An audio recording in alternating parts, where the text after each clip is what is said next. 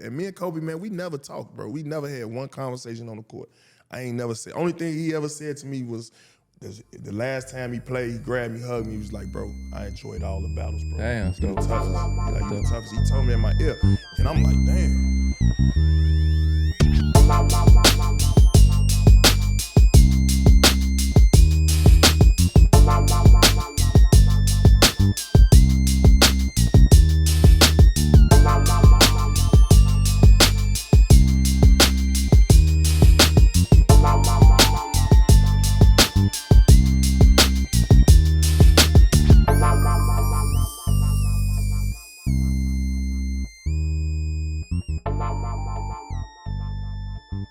Welcome back to the OGs. It's a Playmaker original presented by DraftKings.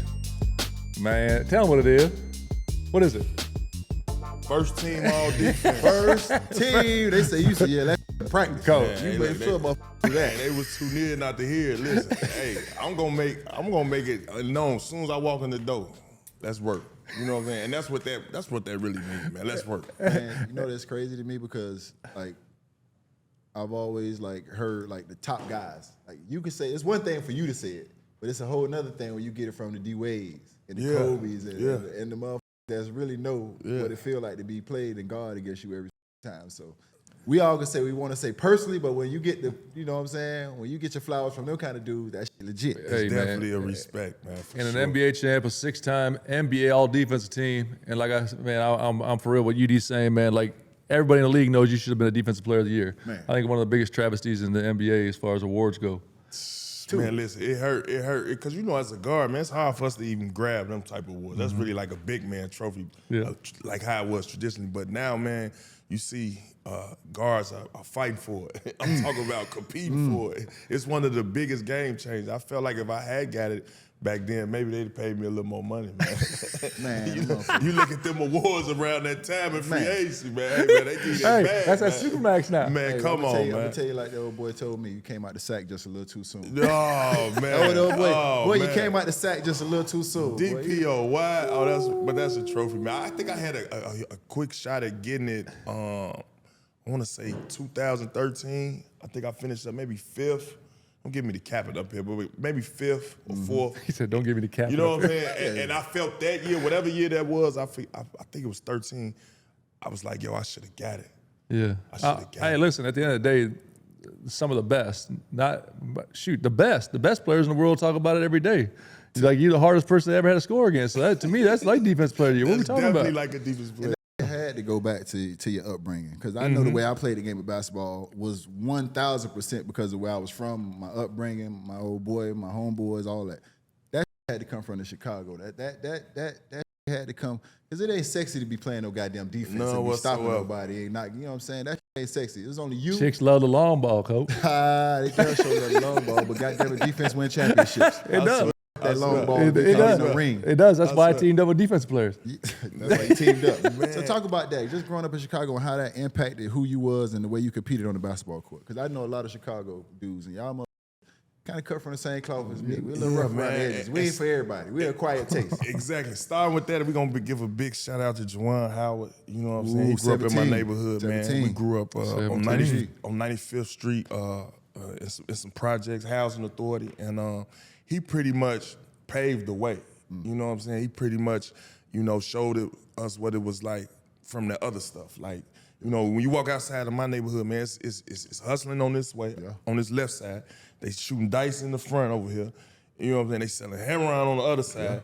And the guys in the back with the guns ready to hold down the turf. So now you got to come outside and pick which angle you going to orchestrate in your neighborhood. But what Juwan Howard did was he came back and put a playground, blacktop, full court basketball playground right in front of my mama house. And it was like when I walked outside, I was like, whoa, I'm seeing Juwan Howard leave in a drop Bentley Azure. I'm like, yo, this is what the league doing? Yeah.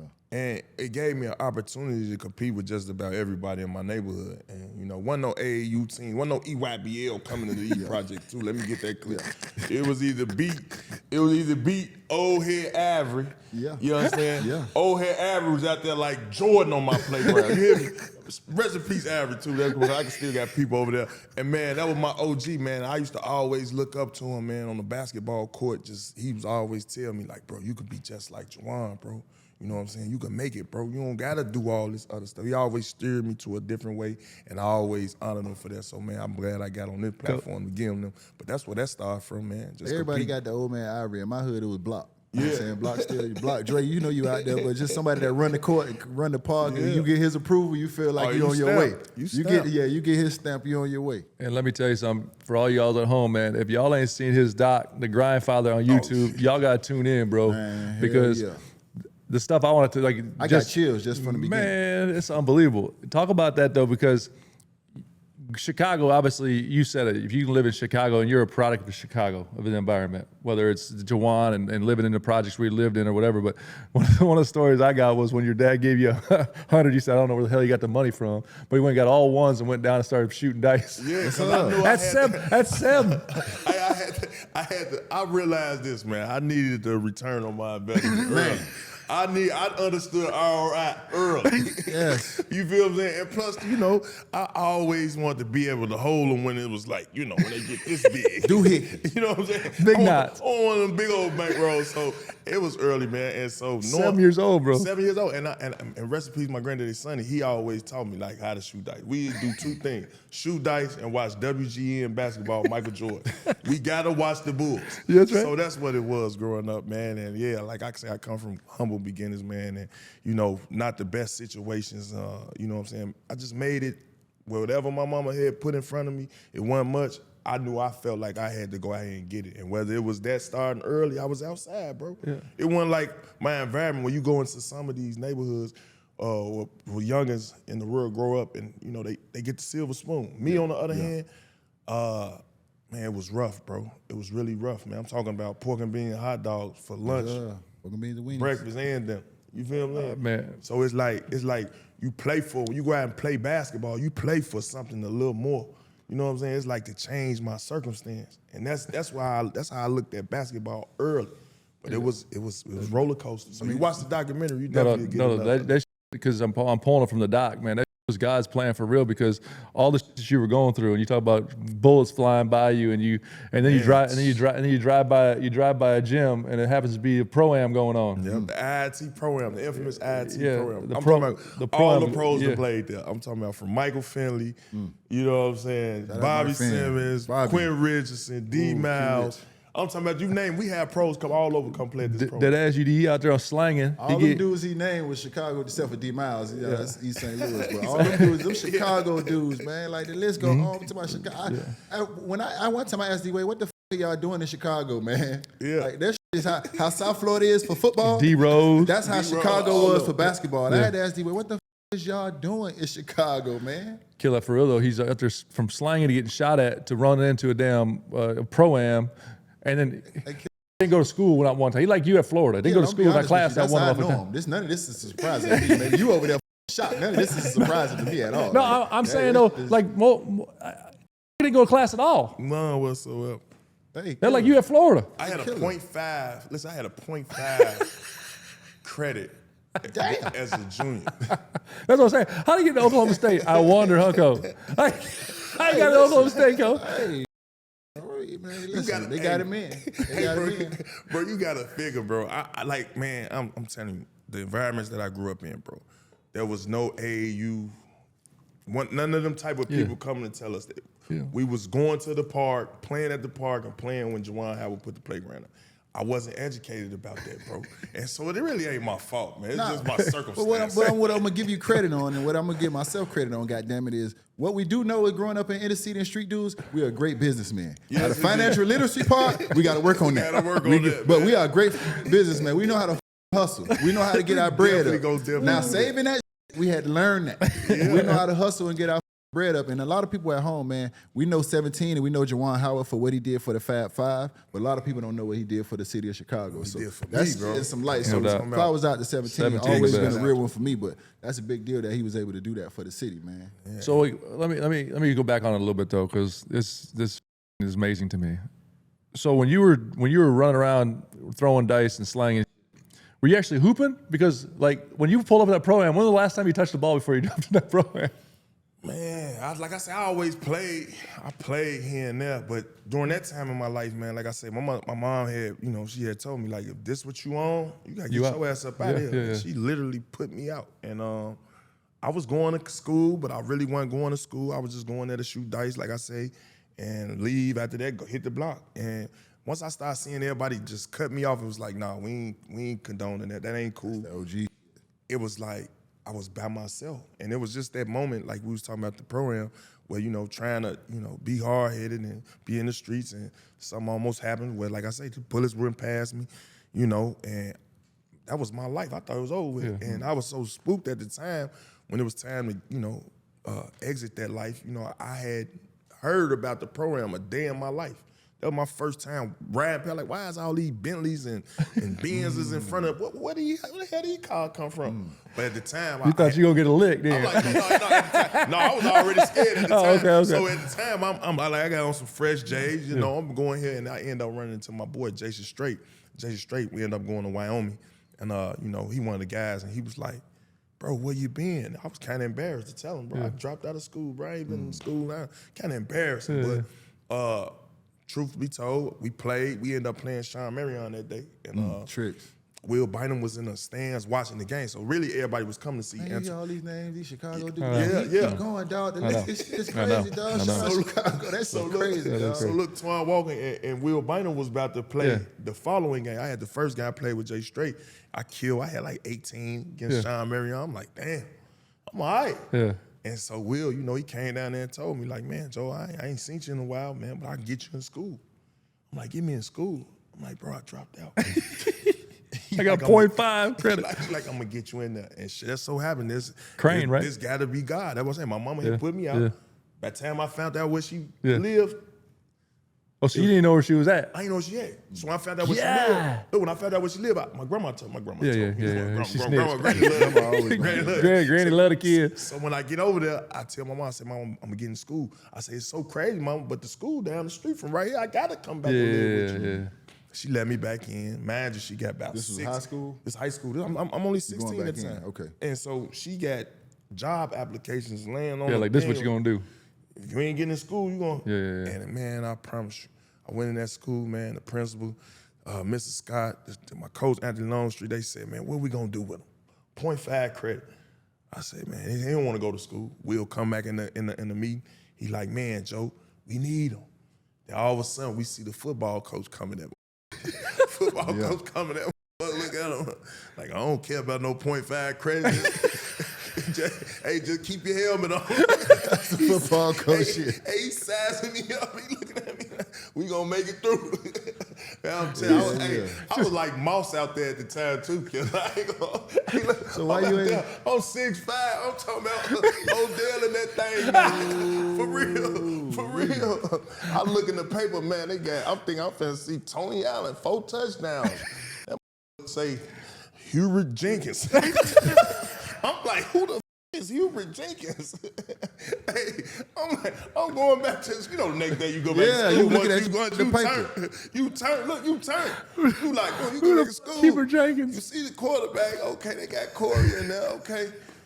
But damn, what Tony Allen? Oh my God, that's 4 touchdowns and they make it. They ain't make it. Hey, that's 2 fire quotes right there. No, but yeah, I got out of there, man. No, that's too good. It was though. I don't give a fuck about 0.5. Keep the helmet on. And who the fuck is Hubert Jenkins? You can get through this. Who the Hubert Jenkins is nuts. I don't know Hubert Jenkins, man. But I played football, man. I don't got no scraps on it, man. For real, man. That's crazy. So going to Oklahoma State, how'd that happen? Man, that happened. That's a funny story with that too, cause you got to figure. By me dropping out, I ain't played AU. Yeah. So how'd they see you? I played half a year in high school, my junior year and senior. Then it was like no letters and it was nothing. And then at the time, coach was like, man, let's do prep school. And at the time, you know, it wasn't no reclassifying. Like, if you reclassified then, they go like, boy, that boy dumb as hell. He dumb as hell. All you talking about is grades at that point. In the same grade, you got picked on. Come on, man. UD had one of them teammates, bro. He was 27 in high school. was 27. I don't know who you talking about. They went to the bar. They went to the bar afterwards. It was 27. Yeah, he knows exactly what I'm talking about too. I ain't talking about. Okay, go ahead, finish. Man, but it was just one of those situations where I just didn't have no letters. I never went to no camps, no ABCD camps, no none of that. And so at the end of the year when I fell out with my coach because of this, I told him, I say, man, how Will Bynum got a commit to Arizona, and we averaged the same thing. He like, well, it was how you started. They been on him, they been watching him. He played camps and what camps? Oh yeah, he going to the ABCD camps and all. I'm like 5-star invitational and all. Yeah. Like, what? Yeah, why did I get the XYZ camp? I'm gonna see why they wasn't looking for me. He like, no, that ain't how it work, man. He said, but we're gonna do prep school. And I'm like, nah, I ain't doing no prep school. I left the office. I never talked to him until he got on that document. That was all that time, 20 years. I was upset, bro. You got to feel that. No. At the time, I'm changing my life. And then, boom, I get to a point where, okay, now what's the end road? Ain't no schools looking at me. Yeah. What's next is the block. Yeah. You feel what I'm saying? You got to feel out how no doubt how that's thinking in the inner city kid, man. Yeah. But what ended up happening, I was like, God, real, because I ended up going back to that program. Went right back to that program. The program been good to you, Coach. Went right back to the program. My homeboy James Peters, man, he was just too old to play in high school. He ended up leaving high school, going to this junior college in Kansas called Butler, and he got his GED, whatever. Came back home for the summer. Hoop, saw me hoop. He like, you playing? I'm like, I'm playing. I'm playing with you. I played. I killed. And right after the game, he was just like, bro, I could get you in college. Picked up his phone. Remember we had the flips back then. Boom. Picked up the phone. Boom. Called his coach. Told him, man, I got a guard. And he like, damn, James. He was like, damn, James. He was like, no, this the one. He like, this the one. So I never had been on a plane, never been to the airport a day in my life. I get to the airport, I done missed 5 flights, Kill. Like, damn, I'm late. We supposed to hoop Friday. I should have a letter of intent Saturday. They had to push all that back. I ended up getting there the next day, Saturday, man. When I tell you I went to this scrimmage, bro, and I pulled out my Iverson. I pulled out my Kobe. I pulled out my T-Mac. I pulled out. Listen, bro. Man, you would have thought I was a 7-time All-Star. Listen, bro. Hey, within the fourth game, he blew the whistle.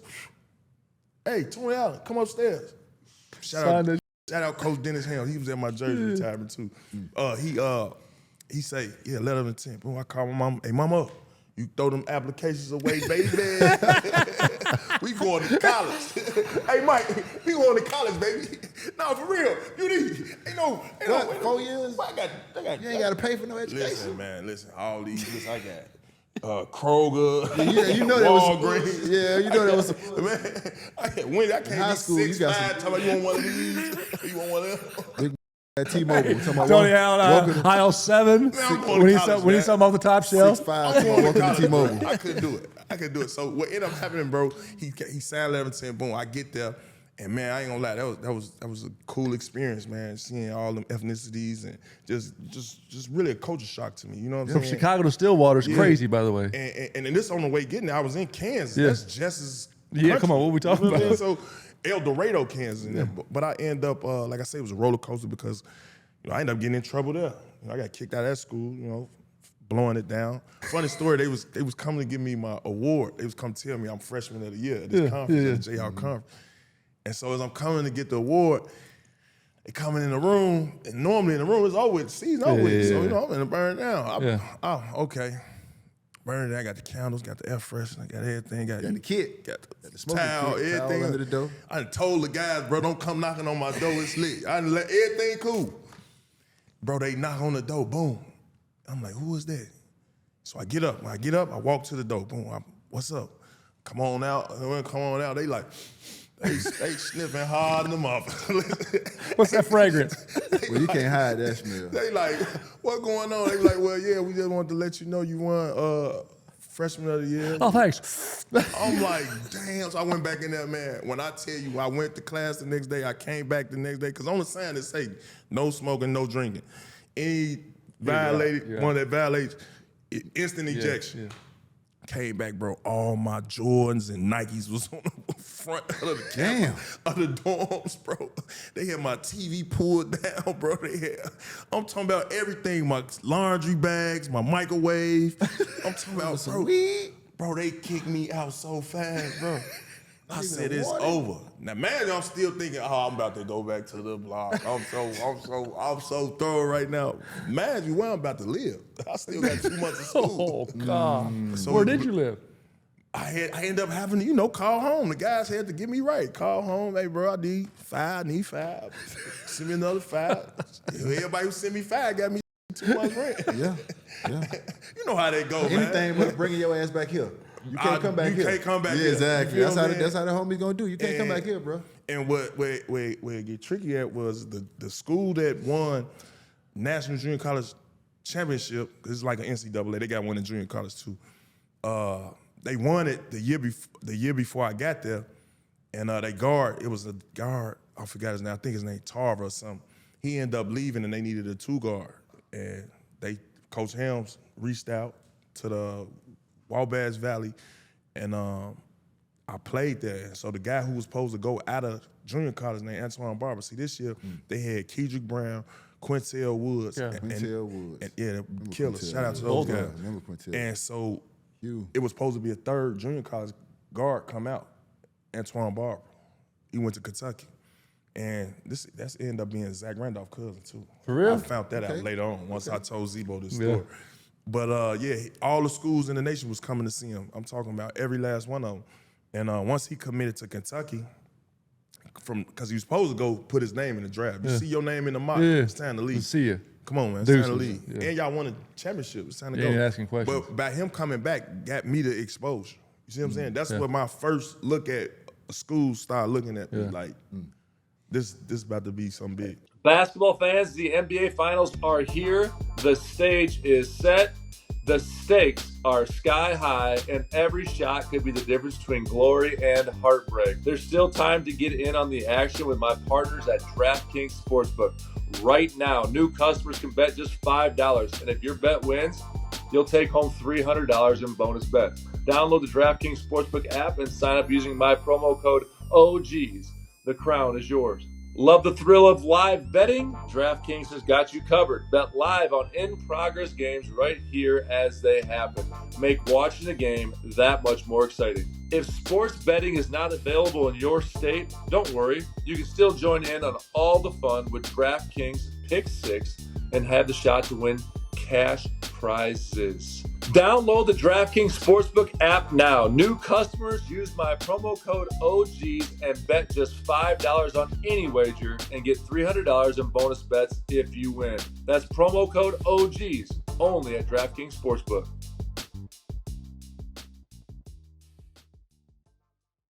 What time is it?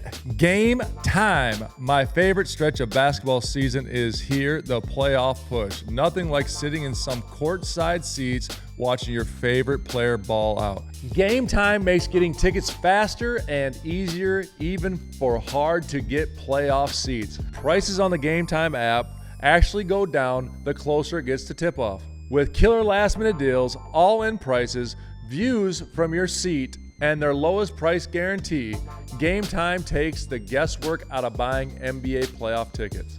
My favorite part on the Game Time app is the view from all seats in the venue. Lowest price guarantee, event cancellation protection, job loss protection, etc., etc., etc. And the last minute deals are incredible. Save up to 60% off buying last minute for sports, concerts, comedy, and theater. Take the guesswork out of buying tickets with Game Time. Download the Game Time app, create an account, and use code OGs for $20 off your first purchase. Terms apply. Again, create an account and redeem code OGs for $20 off. Download the Game Time app today. Last minute tickets, lowest price, guaranteed. What time is it? Here is a dirty little secret that insurance industry may want to keep under wraps. Insurance companies profit by holding on to your money for as long as possible. So after an accident, they might do whatever they can to delay or deny your claim.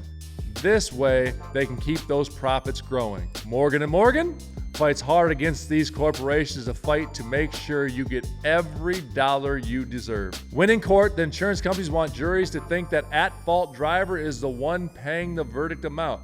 Meanwhile, it's really the insurance companies who are covering the cost. When Morgan & Morgan takes on a case, they're almost always going after the big insurance companies and not the individuals at fault. Morgan & Morgan fights hard for their clients, and these corporations know that. A recent client in Pennsylvania just received $29 million. That's $29 million. Insurer's best offer was $500,000. Another recent client in Florida received $20 million. Last offer, zero. There's a reason why Morgan & Morgan is America's largest injury firm. Hiring the wrong firm can be disastrous. Hiring the right firm could substantially increase your settlement.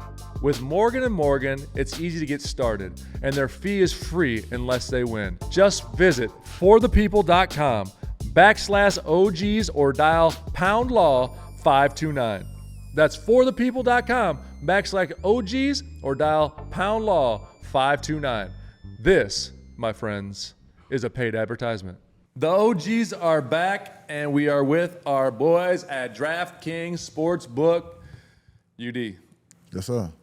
Do you know anything about baseball? I had to dive on you, killer. Oh, my bad.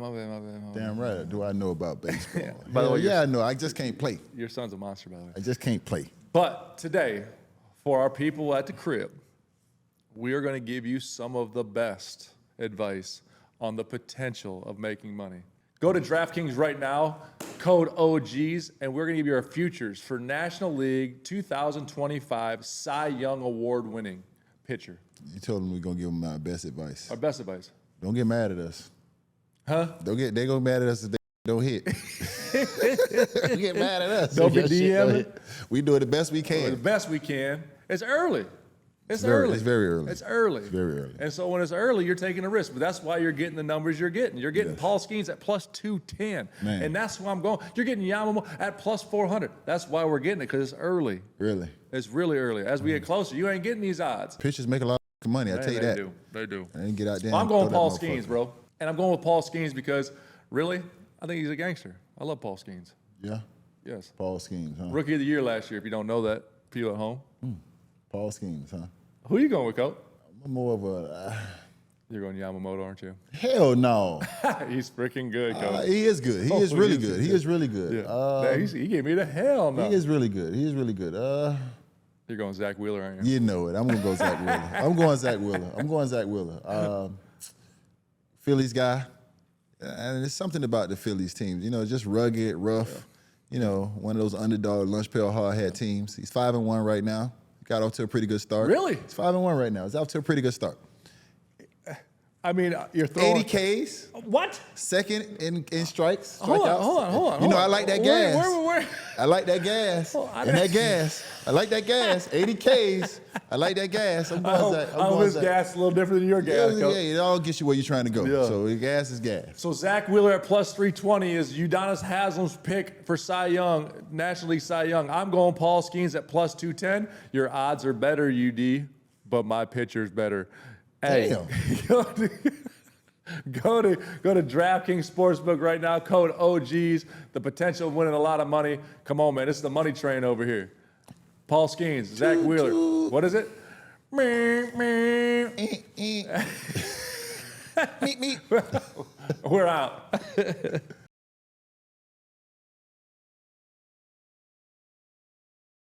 Talk about TA because you said you hit him with the Iverson, the T-Mac. When did you figure in your life that defense was going to be your?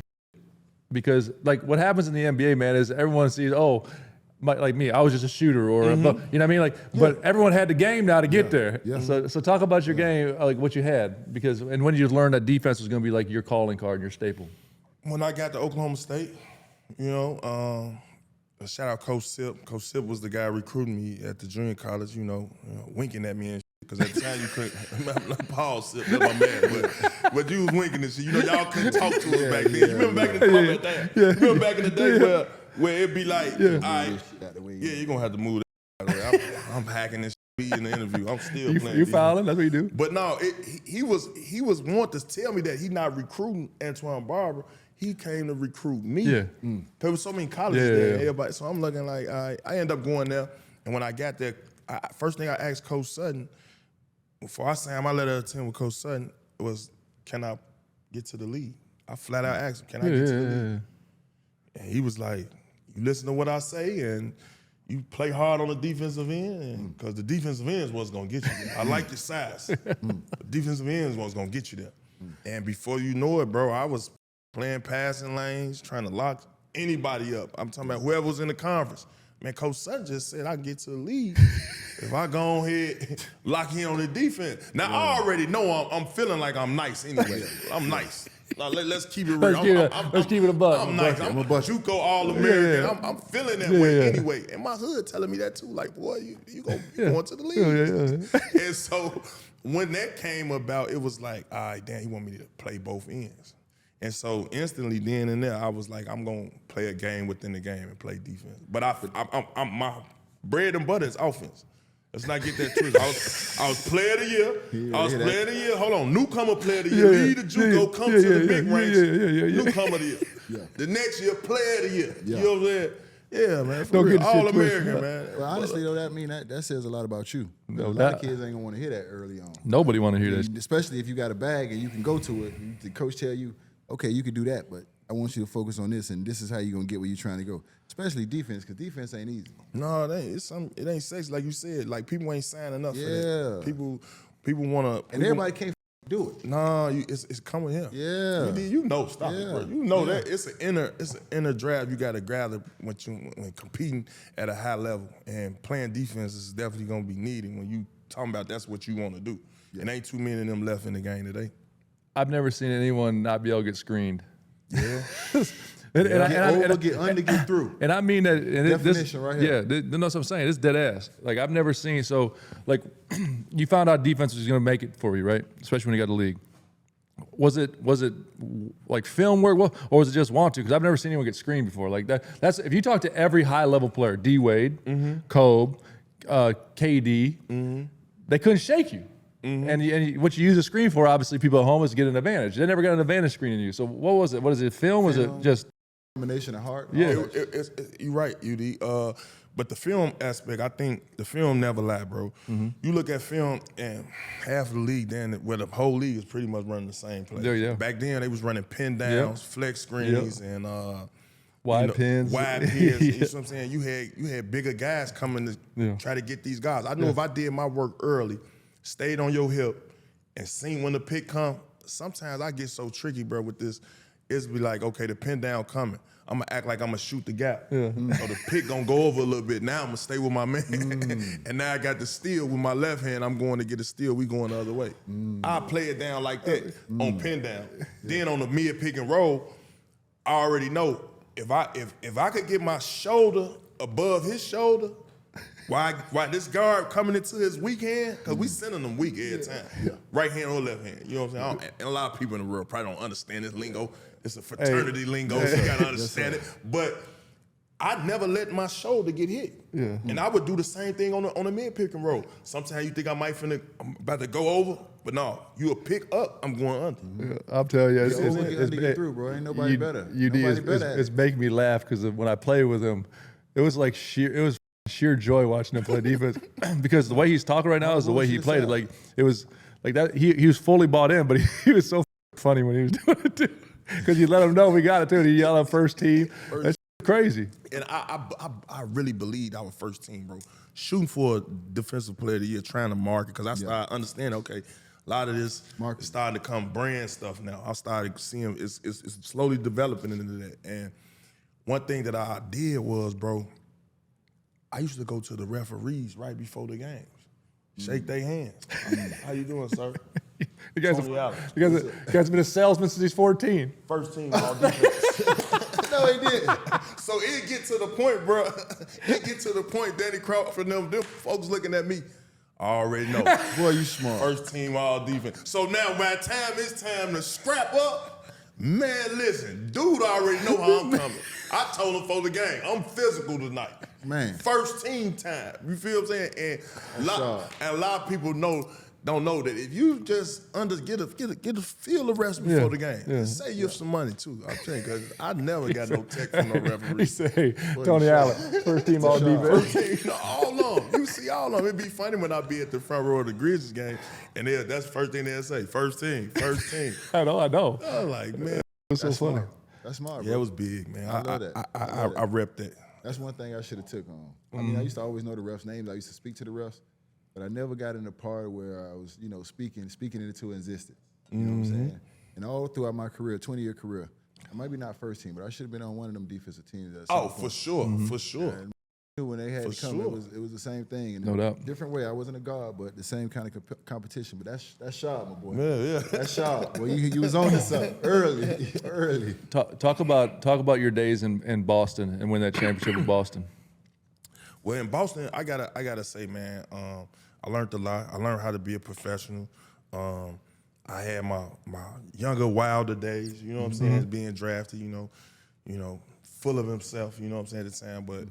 At that time coming in, when getting drafted, man, I can't front, man. First day I got drafted and getting there, I was so excited to be with that franchise. I mean, I had already had throwback jerseys of Bird, Paul Pierce, you know what I'm saying? Back then it was throwback jersey time. Yeah. So I was really, Mitchell Ness popping there. Yeah, so I was really in tune. Like, I was really in tune with what Boston was doing as a franchise and everything. You know, Twan Walker played there. Like, he was Cyber Twan, so, it was all Chicago already. Yeah. In the way, and Paul Pierce was basically my favorite player at the time. So getting there, I learned a lot, but it was one of those things where you're gonna have to look up into those banners, and one day they're gonna start to hold you accountable. For you to come out here and produce. Yeah. And so one of the things Doc had always told me, you know what I'm saying, when I got there, he said, look around, bro. He said, you're a rookie, you're on a rookie contract. What's the best way for you to get on the floor? I said, I don't know. He said, well, you need to be doing everything they not doing. Yeah. That's diving on the floor, getting the 50-50 balls, taking charges, being in the passing lane, fast break, you first one through your lane, finishing at the basket and shooting at low clock. I said, hell, that's a lot for a motherfucker not to do nothing. You ain't got one play driven up for old TA. We from Chicago, Doc. What you doing? You damn sure right. He is from Chicago. What you got going on? Whole team. I think I'm finna do some flex too, clear. Ain't none of that. No. Man, and that's so crazy. I learned that early. So I learned, but I didn't take it like that. I took it like I got to be a piece to a puzzle. You see what I'm saying? That's what that term. Everybody ain't gonna shine, but when we shine together and win, because that's what it's ultimately about. And I learned that this league, the league that we from, it respect winning. Winning is the end all to be all. What'd you learn through that process from Ticket? Because I think, to me, like one thing that was about him, and when I played with you, when I played with you in Memphis, the energy and your presence was contagious. And I never got to play with Ticket, and we talk about Ticket on here, but he was one of my favorites because his stuff was contagious. Yes, it was. Like you knew that team, wherever he was on, was going to take on that presence. Yes. No, exactly. And I felt like that was the same thing when you went to Grit and Grind. It was like that's what changed that team, was obviously your presence and that energy. I thought was contagious. And did you get that from Ticket, or was that just your personality in the first place? No, you're right. It was with Ticket. It was a combination of a lot of things. But over there, when I played in Boston, we had University. We had Ticket University. We had P University. And we had Ray University. You go to Ray University. Get some jumpers up. You know what I'm saying? You're going to get some jumpers up. You're going to go golfing. You're going to understand business. Yeah. You feel what I'm saying? That's pretty funny right there. He's going to read you a few books. He's going to have you a few books. That's dope. Follow Ray University. Yeah, Ray University. Now. That's funny. Right? That's funny. Then you got P. Yeah. Oh, we cracking, what we doing, who doing it, where we going, you feel me? He just got that type of energy. They was still ready to come to compete. Then you got Ticket. That's Big Lord. Yeah. We ain't doing nothing if it ain't. Like, he coming through with that energy. You feel what I'm saying? And so when you say the comparisons is to that, man, those guys, I ain't gonna lie, man. I took a piece from each university because when confidence came in play, I done seen my boy P go 4 for 17. We lose and walk in the locker room. Yeah, I'll get him tomorrow. Yeah, That's let's right. go. That's Come on, right. we ain't got nothing to talk about. That's right. I can't miss too long. That's right. You feel what I'm saying? He had that confidence. Me, on the other hand, I'm looking like, boy, your ass just went 4 for 7. How is you walking around here with a straight face and confident? You feel what I'm saying? That's how I'm looking at that. So I'm like, okay, you got to stay confident. Don't let nothing break you. Stay mentally tough. I took that. If you imagine, I had to take that because I wasn't no jump shooter. I was cranking them. You got to figure somebody close out on you and turn around. You know how strong mentally you got to be. Yeah. When they hit the stop, when they like hit the brakes and turn around. Oh man, you ain't gonna close that. That turned to a half-court shot, bro. Yeah. Come on, man. I hate that. And so I took the confidence from P, and then I say with Ray, man, I always like, far as his preparation is like, he'd get that 3-4 hours early for the game. He'd been and took a shower, hot tub, cold tub, read a book, came back so mentally focused on the game, watched the film. I'm like, oh, that's what you got to do. You know what I mean? Whereas in the other years, with previous years, you know, I'll be in there, you know, on my phone, he-heing the ha-ha about last night. You know, I ain't took one look at once on film on the board. You get what I'm saying? And I like that I gathered that from him. Now, as far as ticket, the heart and soul part, I got to say, it don't come out like that coming into games. In the games, he got a whole different focus. It's like he gathering it all up. He might sit at his locker for about 5 minutes and just soaking it in. You probably think he about to be a ticking time bomb, right? But in reality, he got the heat pack on his feet. You know, he watching what's on the board as far as plays and things of that nature. He might leave from there, boom, put on his shoes and go in there, hit them squats. He'll get them squats in with the 90 pounds. Boom, go in there, get some treatment, stay in the treatment room, vibe out, and everybody focus. I ain't gonna lie, I took and put it in Memphis. You did like too. that was my whole bread and butter, because these guys are Hall of Famers. Yes, sir. See what I'm saying? These guys know how to win. This how you be a professional. And I ain't had no blueprint to this becoming pro. I had to learn from having these, what we call OGs in the locker room, to where, you know, it could show you how you should be moving. You know what I'm saying? Them guys had families.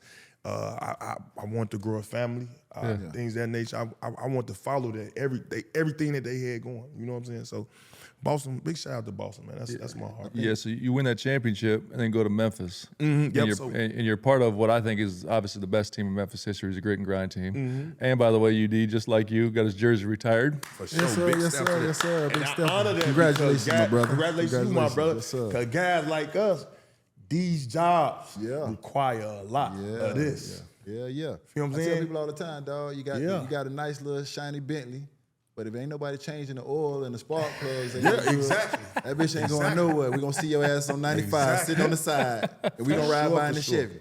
And we gonna keep going. One thing I will say to this for you is you got to give yourself credit for this, is because what I know about leadership is real leaders bring people together, and it has to be authentic. Even though you took what you took from those guys, you did it your way. You took your little piece from Ray, you took your little piece from Paul, you took your piece from Ticket. But when it came out and you was implementing that in the guys in Memphis, you did it your way. You couldn't do it like Ticket, because they'll see through that. Exactly. You couldn't do it like Ray, because that ain't you. Right. You couldn't do it like Paul. That ain't authentic. One thing about true leadership, you got to be authentic, dog. If I try to lead like somebody else, they won't follow me. Right. And that's what you got to give yourself credit, because you figured out how to do it your way. Exactly. You know what I'm saying? You're right about that too. Yeah, but no, I mean, leaving Boston, I didn't want to leave Boston. Yeah. Like, it was a situation where, Chris Wallace, he drafted me. He was in Boston. He was in Boston when they picked me the number 25 pick. Yeah. You know what I'm saying? Yeah. So when I got there, it was like, I thought I was actually going to Chicago. I thought I was going to Chicago. They ended up picking up Ronnie Brewer? Yep. With the Arkansas? Yep. They picked him up. Gave him Ronnie 3 year Brewer. 15. So draft. I done went back home, got me a nice little condo at the crib. I'm thinking I'm going back home. It's a done deal. Yeah. Man, they called me and told me, like, nah, we gonna go another direction. And so just out the blue, like at the end, I wanna say that it was like then at almost the end of the free agency. And you know, Chris Wallace reached out and he told me, he's like, man, I like what you just did in the 2010 finals on Kobe. I like how you competed. I've been watching you all playoffs. He was like, we missing that in this organization. We need you to be here and be a glue guy. He flat out told. He like, I just want you to do everything you was just doing in the playoffs. He's like, I don't want you to do nothing else. focus on that. Can you come do that? And when I tell you Chris Wallace, shout out Chris Wallace. That's dope. Man, he was on my ass the whole time I was there. I thought I had a college coaching by him, man. He a general manager. Now, you don't have this in the league, man. No, you don't. You calling me for, bro. He was on my bumper. I'm talking about some on my bumper. And I'm talking about, hey, T.A., you know we got a big game tomorrow now. You know? Hey, how's it going now, T.A.? Yeah. I'll be like, Chris, what's up, man? No, just making sure you're getting your rest and you're doing everything. Lead, they'll follow. I'll be like, what? I'm like, Coach, I'm in here, got Norma Tech on my legs. He said he on my I'm bumper. in here watching film.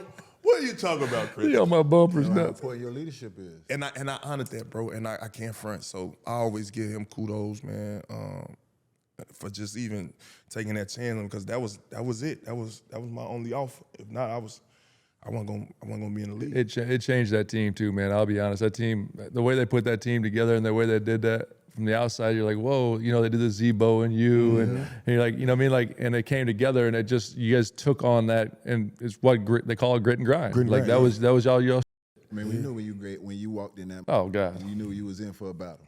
Yes, you were. You was in for a battle. Get your rest. Hell yeah, you knew you was in for a battle. We wanted to change the narrative, man, because I ain't gonna lie. When I played in Boston and we used to look at the schedule, we see Memphis, we'd be like, oh yeah, we're gonna be in Memphis real quick, go in there, get that win, then we gotta shoot out here to LA. Like it never was like, like, you get what I'm saying? So, and I always had that in my head too. I'm like, yo, we gonna change that narrative. And before I got there, one thing Chris Wallace asked me was, are you gonna be able to play with Zebo? Yeah. And I'm like, hey, why you think I'm like, I don't know, you know, just you know, off the court stuff. I don't know, maybe you guys just different something. I'm like, no, that's my man. Two of the most dopest teammates ever. Yeah. I'm like, yo, no, that's my man. And so when I got there and saw Bo like, man, we missed the game. We missed the playoffs last year, about 10 games, bro. I'm telling you, bro, we're gonna be doing it this year. I've been working out all summer. Bro, we good. And I'm looking at bro, I'm like, you been working out all summer? He said, yeah, I've been in it. Capping in it. I'm like, well, he ain't working out all summer, but he was a little fit, so I don't know. He probably, you know, that first week, little curls. I love it. But man, he from off the rip, man, we hit it, man. And I had been knowing about him, been playing against him or whatever, but just to get there and see, you know, how big-hearted he was, man, and how open he was to just sharing game, just, you know, putting me down on a few things, showing me the city pretty much, you know, because he was there years before he got family there. He had been coming to Memphis. The blend, though, the blend of the personalities, because then you got the nicest human being in the world, Mike Conley. Yeah. Right? And then you got freaking the skill of Marc Gasol and what he does. Yes. Like I love it. I love it. That's what I'm saying. It was like a jambalaya, man. And it just turned out to be perfect. Nah, you know what I mean? And I promise you, Mike, I love Mike. I always say he's one of the best, my best teammates. Guy's still doing it. Because he's still doing all that, and that's the way he keep guys together. Like like you said, different personalities. When Mark ain't getting the ball, he's speaking in Spanish. Cha, amigo. Like, you know, like he upset that Zebo, he wanted, hey, little bro, give me the ball, little bro. And I done probably turned it over, clanked one, and did something silly, and he will always be the guy to be like, hey, fellas, we and if you weren't taking it well, he'll pull you to the side. You know what I'm saying? He keeps things No doubt. like just together, and I love the fact that his work is still being done in this. Still doing it. I always felt like Mike Conley was one of them dudes in the league. Like if you got a problem with Mike Conley, something wrong with you. I got to be. Like if you come up to me and just say something bad about Mike Conley, I ain't with you. You ain't lying. I know that man. That's how good of a dude he You is. ain't great lying. locker room You know what guy, I'm saying? man. He one of them type of dudes. And he did his thing, man, because, I mean, sometimes it be situations where you got to get the ball to Bo or Mark. They both cooking. Yeah. How you even manage that? Let me ask you something, because you brought it up with Chris. When Chris brought you in, he said, I like what you did on Kobe in the 2010 finals, right? Mm-hmm. God rest his soul, one of the best, if not the best, Kobe Bean Bryant. Give us because he's made it well known and documented that you're the best defender he's ever seen. Yes. Give us a Kobe memory. Man, Kobe memory. Oh, man. I give you one, man. It be times, right, they running the triangle offense. Yeah. Right? So they run the triangle offense. Now, they done ran this offense all through the years before we even got in the league. You get what I'm saying? Yeah. And we done played against it. We scouted it, studied it. I know when you flash to this elbow and Paul is up top, I know the back door is coming with the big. You might give a handoff to Lamar Odom. Yeah. And then after that, you going straight to your ISO. Yeah. So why not I just deny this? How about this be my best defense right here, right? Yes. Yes. So one time, Powell was up top, and a few possessions, I either got a deflection, denied it, they had to swing it back the other way and go put the triangle. I know, he's hot. He had to swing it back. So he mad. He's like he mad. Kobe mad. And so all of a sudden, they coming back down. I think they about to go back into that action. He just starts speaking in Spanish to Paul. I'm like, why is you speaking in Spanish? I say, no, the back door coming. The back door coming. Why is he speaking in Spanish, bro? Y'all in the same formation. Bro, if you don't knock it off. And so I end up, noticing that he's, bilingual. He speaks 10 languages. And so once I noticed that after I was playing, though, and I was like, yo. And so who just stamped it was, we had did an interview with Jokic. Yeah. And I said, bro, when y'all want to do audibles to y'all plays, y'all start speaking in Spanish. He's like, you better know it. I said, man, damn it, I knew it. And it was funny because I was like, why do he always do that? And me and Kobe, man, we never talked, bro. We never had one conversation on the court. I ain't never said. Only thing he ever said to me was, the last time he played, he grabbed me, hugged me. He was like, bro, I enjoyed all the battles, bro. Damn, you the toughest. He's like, you the toughest. He told me in my ear. And I'm like, damn. I just couldn't believe. I'm like, this man actually said something to me. I'm talking about my whole 14 years of playing basketball. That was the only conversation I had. Made up for it though. Yeah, no, it did. That's the ultimate love. It's ultimate love. And on the flip side of it though, that's what made Kobe a gangster though. That's old school. Yeah. Kobe wasn't making no friends out there. Ain't no fraternizing. No, ain't no fraternizing. I love that. No doubt. Me too. About old Applehead ass D-Wade. Applehead D-Wade. Applehead ass D-Wade. Man, old D-Wade, man. He said D-Wade from the crib. Yeah, like, I know. Really that's what I'm from the saying. crib, man. That's have y'all been, before the NBA, had y'all cross paths competing against each other anytime in Chicago? One time. See, because he from the hood. He from the hood, but he moved to the suburbs. So when he went out there, he started. I'm talking about killing. He talking about killing. My cousin went to school with him. Okay. And so my cousin used to be always telling me like, bro, this dude D-Wade killer. I'm like, yeah. He like 6'5". He dunking. I'm like, yeah. And so, mind you, this the time where I'm restoring my hoop game back together. Now I'm okay. So this was going on. So we end up playing at the end of the year. We end up having a city suburban game, city versus suburban game with all the all-stars out of their town come play the city. Hey, that's a funny by the way. City versus suburban game is nuts. No, that was the name of it. That was the name of it. And they had D-Wade on it. Suburban team. So white guys in D-Wade versus white guys in D-Wade versus that's why he got nice. His confidence versus the hood coach. Suburban. That what we on? No, D-Wade used to kill though. It wasn't no. I know he was. But when we crossed paths, inspired by rap music. Yeah. Y'all wow. But no, man. Shout out D-Wade. He got down. He won MVP of that game, and they won the game. Got busy. I think he had like 29. I had like 21. Yeah, we went at it one time. D-Wade was a dog. But I know in the NBA, he always talks about obviously how tough of a cover. Yeah.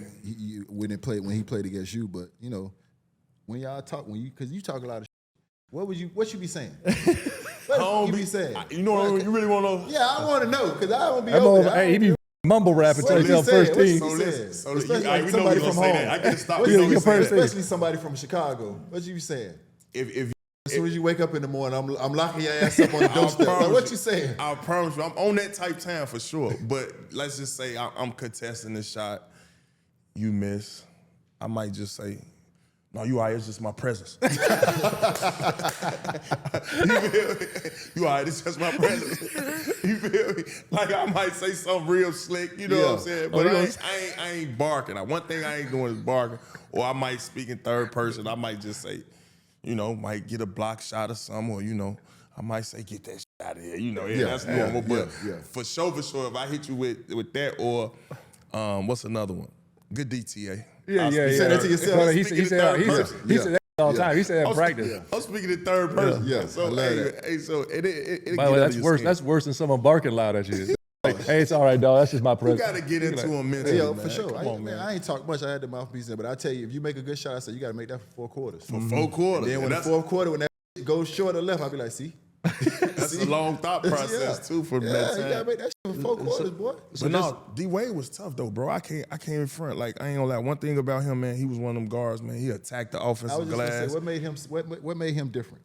He attacked, like I said, he attacked the offensive glass, and I'm talking about, and when you put him in that pick and roll and he get downhill, man, it's no stopping him. None. And we already know what he do in the open court when he got the ball. He's just as dangerous. But I liked him because he always was active. Being from the crib and, you know what I'm saying, coming to get that ring, making this Wade County, you know what I'm saying, bringing that Chicago presence down here, man. He made me believe I can do this.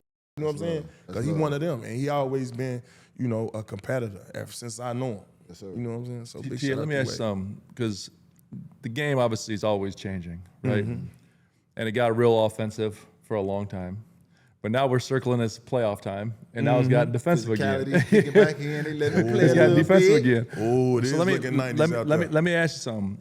You're going into it right now. We're in the Eastern Conference, Western Conference Finals. How are you guarding some of these guys like Shea, Ant, Brunson? Like, what are you doing? Because during the regular season, obviously, it's got to be a little bit different unless you're introducing yourself as first team, right? But just how you guard these dudes and the physicality of guarding these dudes. Like, talk to me about walking through what to expect, or how would you do this with these guys? Well, if I had to start with Shea, I'm definitely sending them to his right hand. Cause it's a lot of his shots he just make look easy going left. Yeah. I mean, it look like a rhythm shot. Yeah. After he Especially bump for you a off, right-hand shooter. it's just he right there in the space. Now I would like to see that going to the right hand. And not only that, since they letting us be physical now, you know, let's get our bigs up a little more. And just give me enough time to push through the screen. I could be physical now. They letting us play. Yeah. Let me get to the screen, square him back up, but stay on his hand, on his left hand. Let's force him to that way. But be willing to brace that bump, because you know he about to bump. See, a lot of times you stay too connected to him and he just get your ass up off him. And he's strong. A lot of people don't realize how strong he is as a 6'6" guard, point guard. Like, once he push you off, that's the separation right there.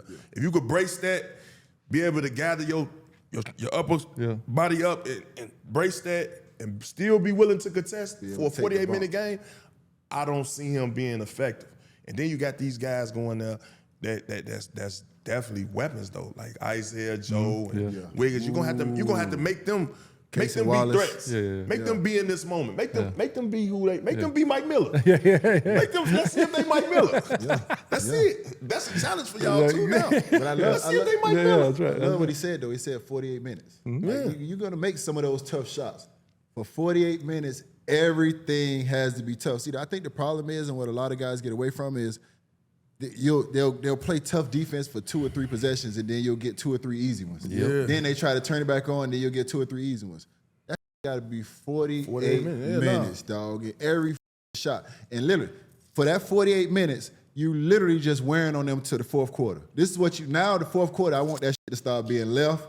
I want that shit to start being right. I want you to stop working to get the ball, because I've been wearing on your ass and you done had to work to get every single catch. And by that time, y'all do the action over there. Man, listen, I asked Zebo. Zebo say, man, you ain't gonna let me catch the ball? I say, hell no. Hell no. Hell no, Zebo, why would I do such a thing? That's the best defense at that point. No, Zebo, I ain't let you, because I know once you catch that ball, it's miss or make, because you that good. I could play great defense, but it's miss or make. So I'm gonna sweeten my odds just a little more. I'm gonna make it hard for you to even catch that. And I think for 48 minutes, if you wear on that, TA telling you, if you over the 48-minute game, you got to continue that. And that takes a lot of mental toughness. Not getting discouraged. Like, I was going to say, that's where I was going. It takes a lot of mental toughness. Because you see a lot of guys, you know, they put their head down. And not only y'all talking about, y'all only talking about 48 minutes, you're talking about 7 games of 48 minutes too. 7 games. You know what I mean? Like and where a lot of times you win that battle is in between the games, because the bickering with the coaching staff, the other players. Right. And I don't know about TA, but my hood are gonna let me know if I get fried. So he got to come to both of us, because your homeboy's gonna let you know. I tell people the part of the reason why I played so hard against Dirk, because if I didn't. Hey, boy, that German cooked your ass. I'm telling you not, dog. But that's the first call I'm going to get. I ain't even talked to my mama yet. I ain't even talked to my mama yet before my homeboys you got your ass fried by that German. It's just like you playing for pride, all kind of shit when you out there. No, for sure. It's a competitive like kickoff from start to finish. It's like you want to have more points than them. When you got this mentality, you want to have more rebounds than him. You want to stop him from, I'm talking about catching. You want deflections. You gotta have that mentality, bro. If you ain't got that mentality at this time and pay attention to details, key too. A lot of people, you know, we get them books. All right, this is what what they doing. They give y'all them books, right? I know they got you got the book. Man, them folks go home, man, throw that book right on the couch and get to playing Call of Duty, man. Them folks better pay attention to detail. You got Shea Gilly in there, for sure. I'm telling you. Man, and you know who was great at that? Shane Battier. Shane was great at it. Shane Battier. Shane was good. Would sit down in that locker. Shane was just go over your tendencies. Yeah, and would send you and make sure he tried to send you to your weaknesses. Shane was analytical. Shane was analytical before analytics was a thing. Like he looked at it and said, "Okay, you're 48% going that way. You're 30. I'm sending you the 30s. I'm playing the odds. You know what I mean? I don't care if I'm uncomfortable." Because at that time, I had a problem with that though. At that time, I was like you, TA. Though I was like you. I'm just run through a brick wall. Exactly. Whatever. I don't give a what kind of. I don't give a what. I get you got a weak hand. I'm gonna try to see you there, but if all else fails.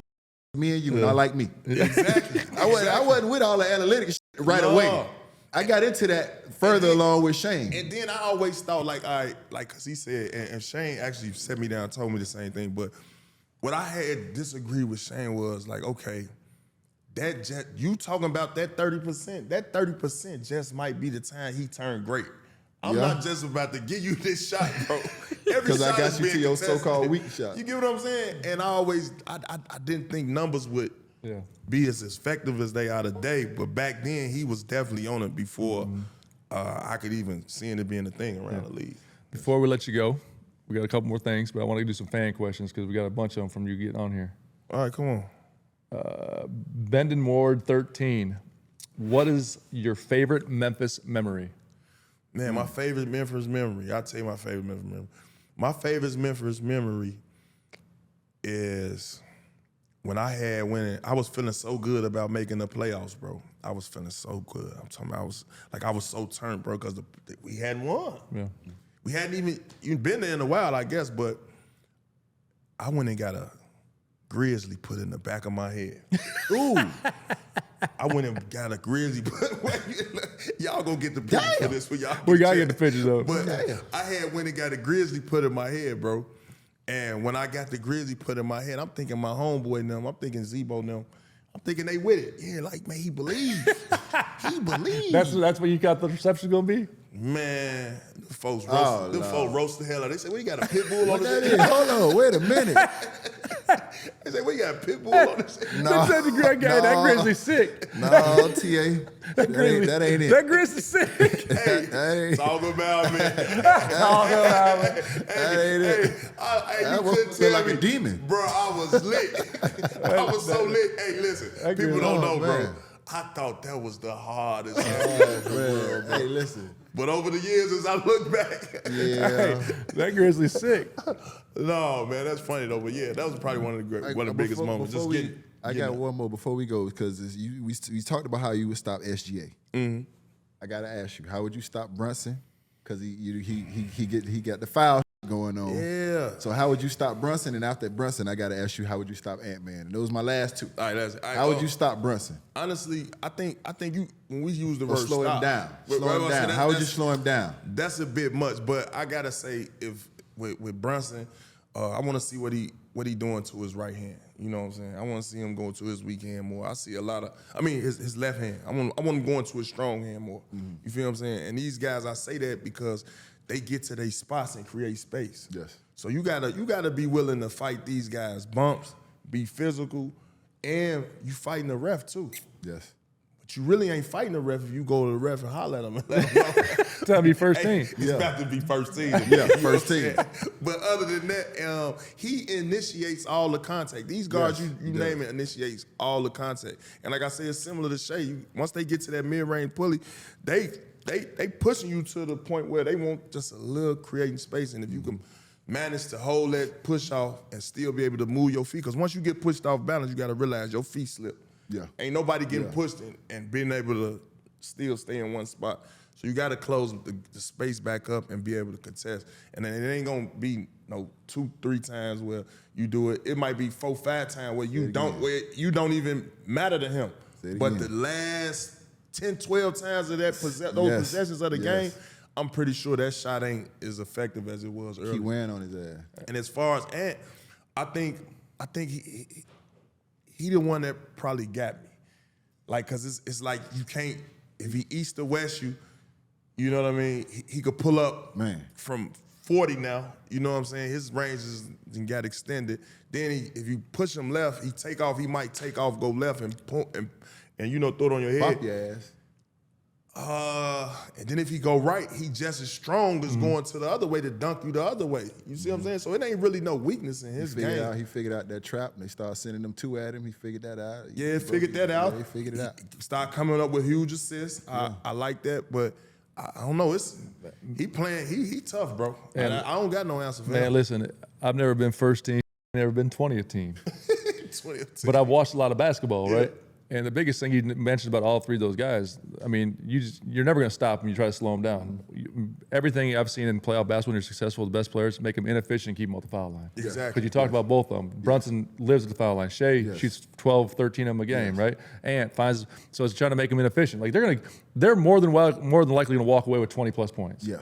That's. But like you said, you want that's those. before you put on Exactly their right. So what you want is a 40%, 38% from the field that night, and 6 free throws.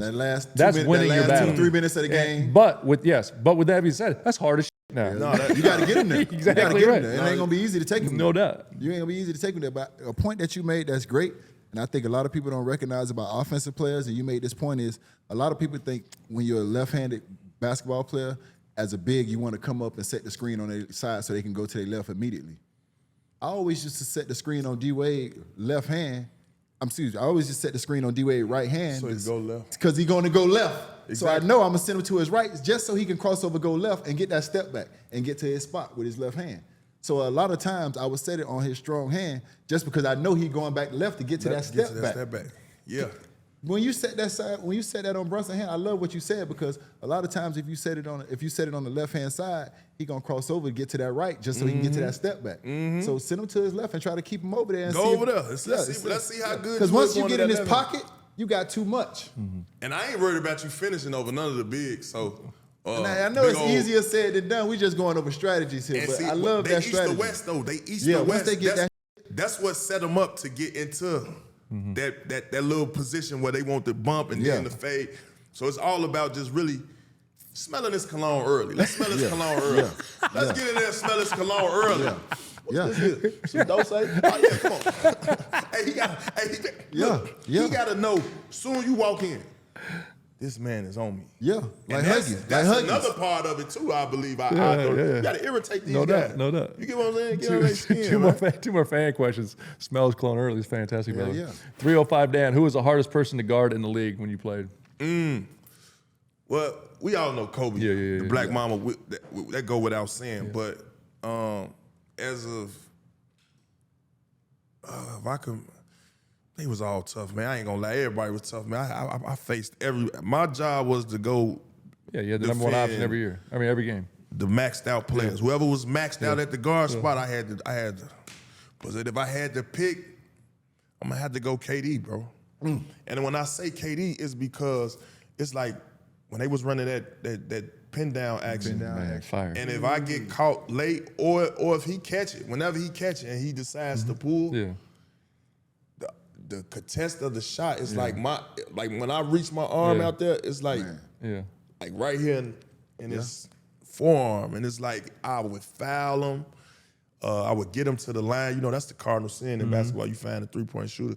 So it was hard. And then he's 6'11", coming at you full speed with a pull-up. With a hezzy pole. How could you stop that? But then, not only that, when he come down at you full speed, he might slow it down. Yeah. Call for the pick, he rejects the pick. Man. Now he into the pull-up. Now when he come off, if you get hit by that pick, he might take off upstairs on you. And that's the thing too, man. Like, people want to talk about three-level scores now. There was no one better than him. His biddy was fire. 90% Trey ball, free 90 throw, from the free throw. Trey ball was fire. Nice, at the rim, he was, man. Last question. What's your favorite defensive play in your career? There got to be one of them up there. My favorite defensive play? Oh, that's huge. I'm gonna tell y'all one. We was playing the Lakers 2010 finals, and you know Paul Gasol. He was out there working. He was out there working, And I had saw the play. He had got good position on Sheed in the post and was about to, get a clean layup. And I came out of nowhere. I blocked it with my left hand and my right hand. On the real, hyper extended the hell out of my leg, but it was contract year. I had to keep playing. I had to keep playing. It was contract year. Man. Really got it with two. Oh, man, listen, man. No extensions. I was like, yo, this might be the end, right? I got to make this one work. But that was meaningful basketball, and it was the finals, and that was a big block. You got that?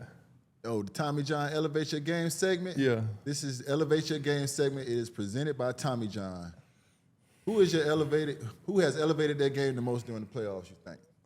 Who has elevated their game? Man, Halle. Halle Berry. What the Halle? Whatever you want to call it, huh? Man, hallelujah. That's what's going on right now. Listen, hallelujah. Listen. Ever since they done kicked his daddy out the gym, that man been going nutty. You feel me? Man, I already know it. Like he got poles on him. They got poles on him. How could you play like this? He's the most overrated. That man came out there and sent Lillard them home. That man in the Western Conference Finals, man. He turned up right now. Twice again. Man. Second year in a row. Yeah, ain't no fluke. I mean, he good. Respect. He good. Respect. I'm happy because I don't think any people giving Indiana their flowers. So no, I ain't neither. But I'm just saying, they get out of this. Tell you something. I'm snapping Indiana. I'm gonna tell you something. I'm gonna tell you why. This is a tough one, I'm bro. gonna tell you why you gotta like them. Because they got guys like myself and you. They got those two-way guys. They got those Naismiths, those Nimharts. Those guys are tough. But I got a heart that always wants to go with those underdogs. Okay. I always want to go. My dog JJ over there too. So big shout out to JJ. That's my man. Double down on comfort and elevate your essentials this playoff season with distractionless underwear from Tommy John. It's the breathable, sweat-fighting foundation with 4 times more stretch than competing brands. Keep your head in the game and out of your pants with Tommy John. Man, playoffs got everybody uptight right now. Me, staying calm and cool with my Tommy Johns. Tommy John keeps me comfortable, confident, and cool at all times of the day. So ditch them tight, uncomfortable wedgie huggers that you been wearing. Get you some Tommy John. Double down on comfort with Tommy John and get 25% off your first order right now at TommyJohn.com/OGs with promo code OGs. Again, that's 25% off at TommyJohn.com/OGs. Well, Killer, man, it's been a blessing having you on here, brother. Man, I appreciate you having me, First man. team all defense. Always good to have a real one, man. Appreciate you, man. First team. Man, I appreciate it. OGs out. Out.